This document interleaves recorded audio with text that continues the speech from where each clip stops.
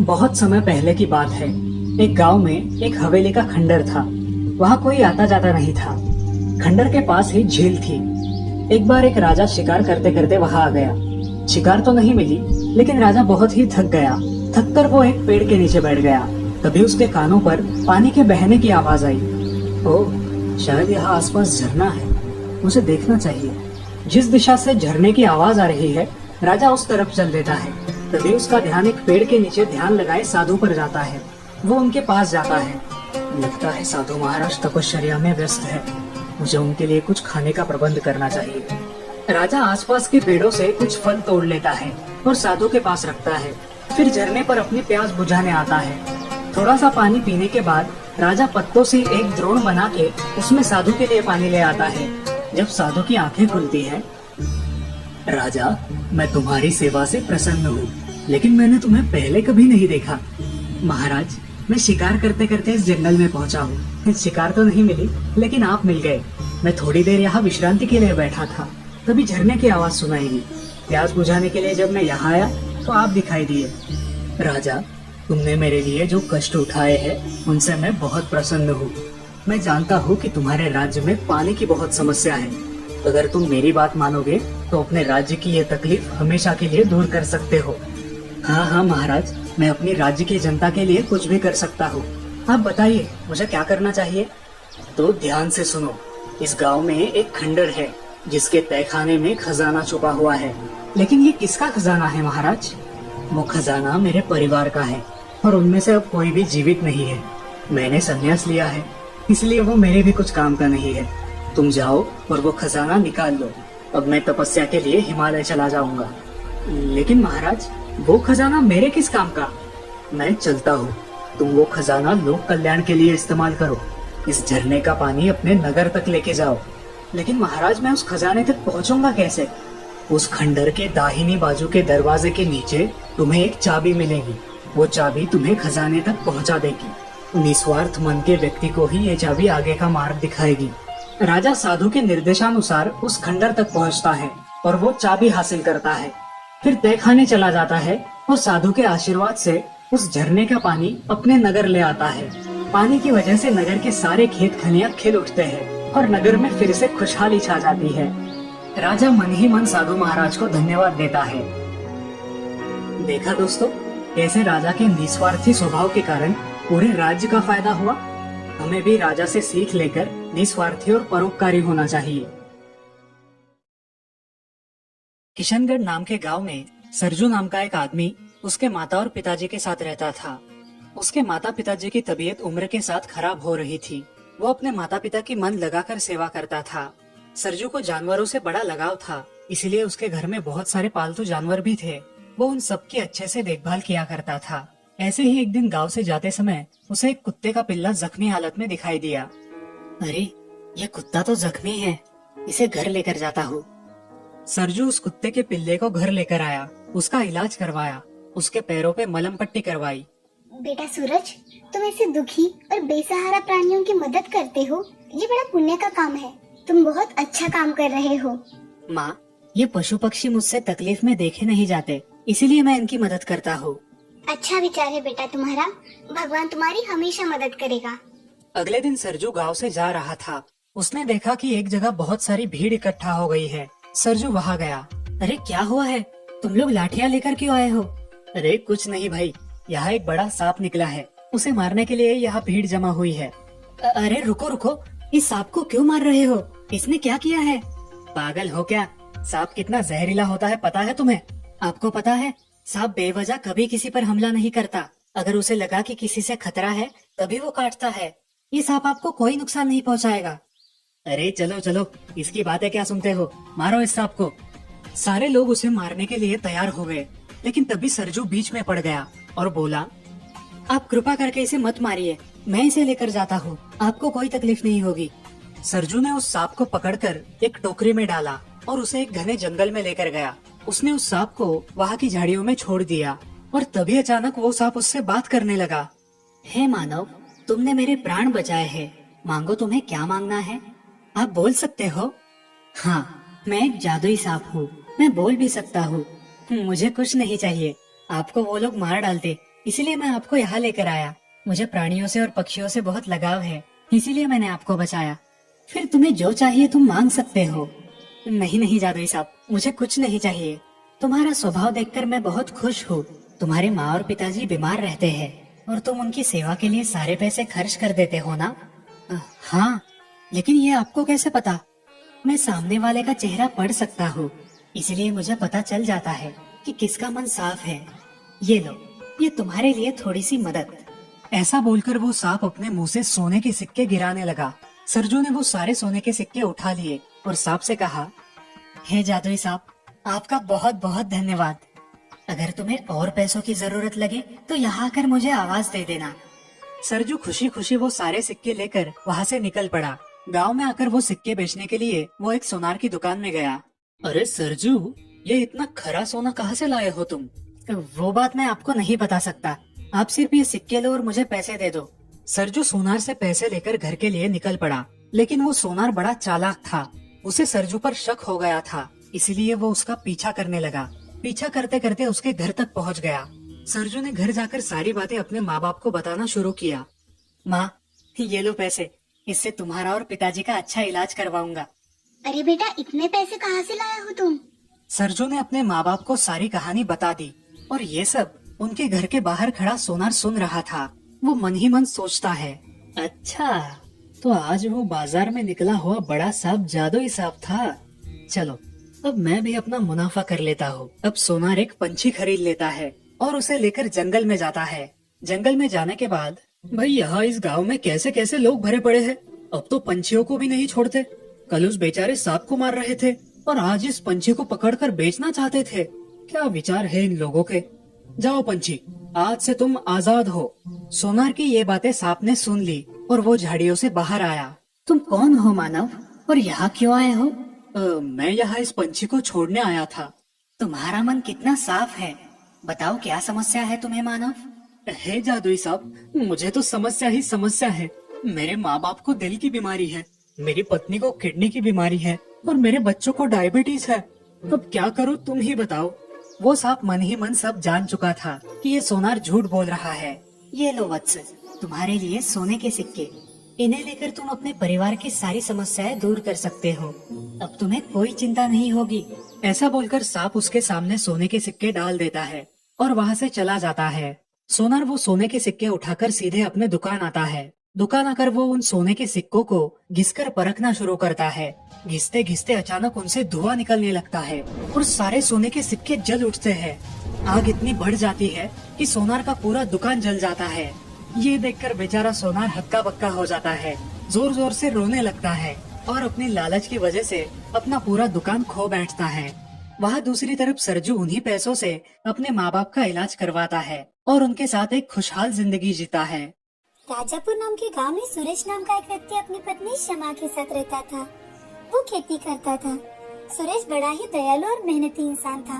वो किसी भी जानवर को चोट लगे या कोई किसी जानवर को कहीं छोड़ दे तो उसे लेकर अपने घर आता और उसकी अच्छी खासी देखभाल किया करता था। उसमें उसकी पत्नी भी उसकी मदद किया करती थी। वो बहुत ही श्रद्धालु इंसान था। उसके पास थोड़ी सी जमीन के अलावा और कुछ भी नहीं था, लेकिन वो उसी में खुश था। वो खेत में ही रहता था, जहाँ पर उसने एक लकड़ियों से छोटा सा घर बनवाया था। रामू खुद ही खेती के सारे काम करता था। तो एक दिन उसकी पत्नी शमा रामू से, अजी मैं आपसे एक बात करना चाहती हूँ। वो आप काम करते करते बहुत थक जाते हो, तो मैं कह रही थी क्यों ना हम एक बैल जोड़ी खरीद ले। लेकिन शमा, हमारे पास इतने पैसे कहाँ हैं? तुम तो सब जानती हो कि हमारे घर के हालात कैसे हैं। मैंने कई दिनों से घर से सब्जियां बेच बेच कर कुछ पैसे जमा किए हैं। क्या हम उस पैसों में बैल नहीं खरीद सकते? शमा सुरेश के हाथ में पैसे देते हुए, ये लीजिए। सुरेश पैसे गिनता है और शमा से कहता है, शमा, इतने पैसों से हम एक बैल भी नहीं खरीद सकते। एक बार बैलों के बाजार में जाकर तो देखिए, शायद मिल जाए तो आपका थोड़ा भार कम हो जाए। ठीक है, देखता हूँ। 2-3 दिन बाद ही सुरेश बैल खरीदने के लिए बैल बाजार जाता है। बहुत ढूंढने पर भी उसे अपने बजट में खरीद सके ऐसे बैल नहीं मिलते, तो वो निराश होकर वहाँ से निकलने लगता है। तभी एक आदमी सुरेश से, अरे सुनिए भाई साहब, बैल खरीदना चाहते हो क्या? हाँ भाई, खरीदना तो चाहता हूँ, लेकिन मेरे पास इतने पैसे नहीं हैं कि मैं एक बैल जोड़ी खरीद सकूं। ऐसे कहते ही वो आदमी सुरेश को एक बैल जोड़ी की ओर इशारा करता है। अरे भाई, तुम एक काम करो, तुम उस तरफ जाओ, तुम्हें वहाँ जरूर अच्छे बैल मिल जाएंगे। सुरेश वहाँ पर जाता तो है, लेकिन वहाँ उसे कोई बैल नहीं मिल पाता और वो हताश और निराश होकर वहाँ से निकल जाता है। जाते जाते जंगल में से बाहर निकलते ही वहाँ पर एक बैल किसी ने छोड़ दिया था, क्योंकि वो बूढ़ा हो चुका था। तो सुरेश उसी बैल को लेकर घर जाता है। घर जाते ही शमा उस बैल को देखकर, ये क्या, आप एक ही बैल खरीद कर लाए, और वो भी ऐसा कि हमारे कोई काम ना आ सके। शमा, हमारे पास जितने पैसे हैं उसमें तो एक बैल भी नहीं आ रहा था। ये बैल तो मुझे रास्ते में मिला, शायद किसी ने इसे छोड़ दिया है। बूढ़ा हो चुका है ना बेचारा, लेकिन पता नहीं क्यों मुझे ऐसा लगा कि इसे साथ ले चलूं और इसकी सेवा करूं, इसलिए ले आया। हाँ हाँ, आपने तो सारे जानवरों को पालने का ठेका लेके रखा है। मैं यहाँ आपका काम कम करने का सोच रही हूँ, और आप है जो हमेशा किसी न किसी जानवर को उठा कर लेकर आते हो। सुरेश बैल को बड़े प्यार से पूछ करते हुए शमा से, तो क्या हुआ शमा, हम 2 वक्त पेट भरकर खाना तो खा सकते हैं ना, और ये बेचारे तो कुछ भी डालो खा लेते हैं। हम तो अपनी तकलीफ बोलकर बता सकते हैं, ये तो बोल भी नहीं सकते, और इसके लिए कहाँ तुम्हें खाना पकाना है। शमा ये सारी बातें सुनकर उस बैल की आरती करती है। ये देख सुरेश, अरे ये क्या, तुम अभी अभी तो इसे कोस रही थी और अभी इसकी पूजा भी कर रही हो। इसकी पूजा ना करूँ तो और क्या करूँ? सोचा था इस बार जरूर हमारे बैल आ जाएंगे, लेकिन ऐसा नहीं हो पाया, तो इसी की पूजा कर लेती हूँ। शमा बैल की पूजा करती है, उसे गुड़ रोटी खिलाती है, और फिर शमा और सुरेश अपने अपने काम में व्यस्त हो जाते हैं। अब वो हर रोज सुबह शाम जब भी वक्त मिले बैल का ध्यान रखने लगा, उससे बातें करने लगा। अब कुछ ही दिनों में उसका बैल धट्टा कट्टा हो चुका था। सुरेश खेती में भी बड़ी मेहनत करता था, लेकिन इस साल उसकी फसल बिल्कुल अच्छी नहीं थी। वो बड़ी चिंता में था, तो अपनी पत्नी से, शमा, मुझे लगता है इस साल तो हमारी फसल कोई काम की नहीं रही। इतनी मेहनत करने के बाद भी ऐसा लग रहा है कि इस साल कुछ हाथ नहीं आएगा। आप उदास मत होइए, भगवान पर विश्वास कीजिए, उन्होंने हमारे लिए कुछ न कुछ तो सोचा ही होगा ना। सुरेश और शमा की सारी बातें बैल ने सुन ली थी। वो दोनों अब घर के अंदर जाकर खाना खाकर सो जाते हैं। सुबह उठते ही सुरेश जब बाहर आकर देखता है, तो उसके खेत की फसल जो खराब हो चुकी थी, वो बिल्कुल हरी भरी और अच्छी हो चुकी थी। ये देखकर सुरेश शमा को जोर जोर से आवाज लगाते हुए, शमा, शमा, देखो तो ये क्या चमत्कार हो गया। कल शाम को हमारे खेत कैसे थे, और अब देखो, मुझे तो यकीन नहीं हो रहा एक रात में ये कैसे हो गया। तभी बैल की ओर से आवाज आने लगती है।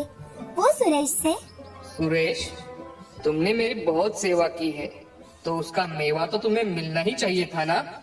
ये कौन बात कर रहा है? सुरेश, घबराओ मत, मैं तुम्हारा बैल बोल रहा हूँ। तुम मुझे जंगल से उठा कर लाए और मेरी सेवा की। मैं एक जादुई बैल हूँ। जब से मैं इस धरती पर आया हूँ, मैं बहुत से लोगों के पास गया, लेकिन किसी ने मेरी इतनी सेवा नहीं की। तुम अकेले इंसान हो जिसने मुझे एक अच्छी जिंदगी दी, मेरा ख्याल अपने बेटे जैसा रखा। अब से मैं तुम्हारा सेवक हूँ, तुम्हें जो चाहिए वो तुम्हें मिल जाएगा।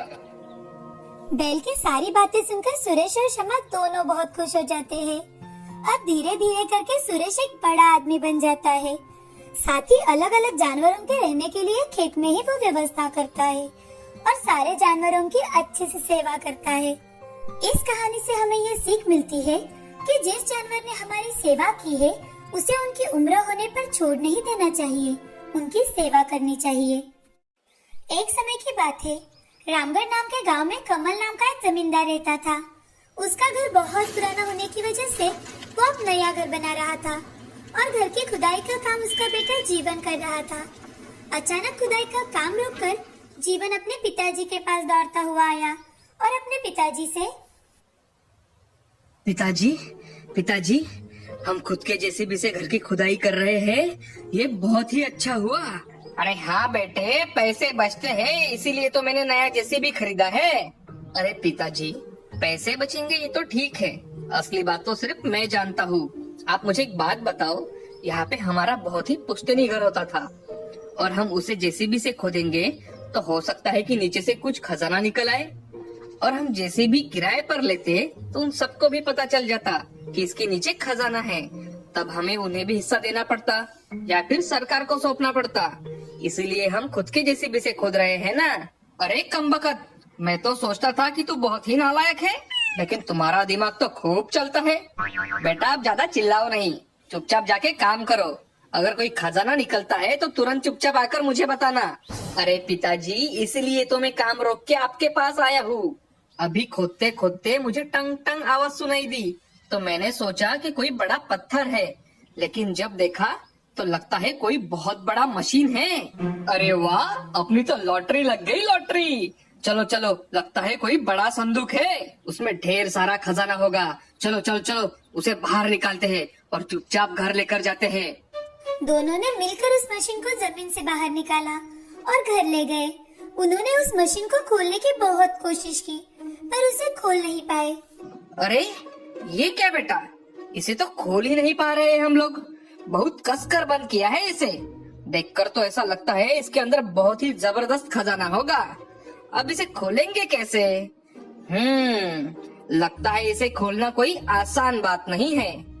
लेकिन अगर हमने बाहर से किसी को बुलाया तो उसे भी इसमें हिस्सा देना पड़ेगा। अब क्या करें?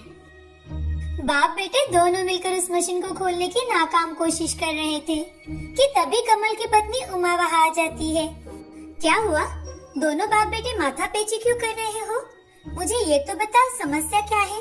मैं चिटकी बजाते ही आपकी समस्या हल कर दूंगी। हाँ हाँ हाँ, क्यों नहीं। तुम तो आइंस्टाइन की बहन जो ठहरी। हम इसे समस्या बताएंगे और 5 मिनट में ही हल कर देगी। बताओ बेटा, अपनी माँ को जरा बताओ। माँ, ये एक बहुत ही अद्भुत मशीन है। जब हम नए घर की नींव बनाने के लिए खुदाई कर रहे थे, वही हमें ये मशीन मिली है।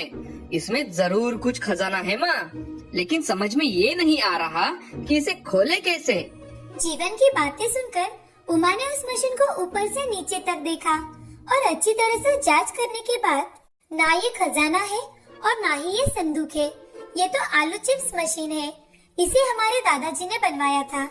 इसमें आलू चिप्स बनाते हैं। जब हम छोटे थे तब हम भी इसमें आलू चिप्स बनाना सीखते थे। और अभी जिस जमीन पर आप घर बनाने वाले हो, वो मेरे पिताजी ने तुम्हारे पिताजी को दहेज में दिया था। मुझे लगता है ये मशीन उस जमीन में दब गई होगी। इसको ठीक किया तो ये बढ़िया काम करेगी। ऐसा कहकर उमा ने उस मशीन को ठीक किया। ये देखकर कमल और जीवन हैरान हो गए। अरे ये क्या माँ, तुम्हें तो ठीक से पंखा शुरू करना नहीं आता, पर तुमने तो इसे चुटकी बजाते ही ठीक कर दिया। बेटे, मैंने तुम्हें कहा तो था, बचपन में मेरे दादाजी जब इस पर काम करते थे तो मैं उनके पास बैठकर देखती थी। इसीलिए इस मशीन को चलाते कैसे है मैं अच्छी तरह से जानती हूँ। जीवन जाकर कुछ आलू लेकर अपनी माँ के पास आया। अब एक काम तुम और करो, हमारे घर में जो 10-15 टोकरियाँ पड़ी है उन्हें यहाँ लेकर आओ और उन्हें इस मशीन के सामने रखो। 10 टोकरियाँ? किस लिए माँ? इतने चिप्स कहाँ से आने वाले हैं इस मशीन से? सिर्फ मैं जो कहती हूँ वही सुनो। जितनी टोकरियाँ हैं वो सब लेकर आओ।